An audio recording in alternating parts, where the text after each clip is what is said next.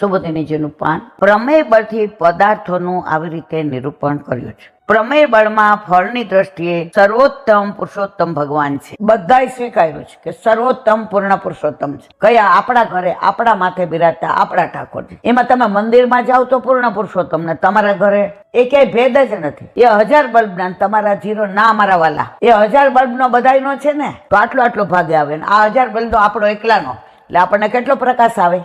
એમની પછી એમનું બીજું જ સ્વરૂપ અક્ષર બ્રહ્મ છે. અક્ષર બ્રહ્મ એટલે ઠાકોરજીને રહેવાનું સ્થાન. જો અમુક ધર્મ વાળા લખે અક્ષર બ્રહ્મને પામ્યા છે, અક્ષરધામને. આપણે તો ગોલોકની જ વાત, ગોલોકવાસી. આ અક્ષર બ્રહ્મ સમગ્ર બ્રહ્માંડના કરતા હરતા છે અને તેમનું બીજું સ્વરૂપ સર્વ અધિકાર વાળો કાલ જ છે. આ કાલ જ બ્રહ્માંડનું સંચાલન કરે. આ કાળના 2 અંશ છે, કર્મ અને સ્વભાવ. અક્ષર બ્રહ્મનું બીજું સ્વરૂપ યજ્ઞ છે. આ અક્ષર બ્રહ્મના બીજા 2 સ્વરૂપ તે પ્રકૃતિ અને પુરુષ.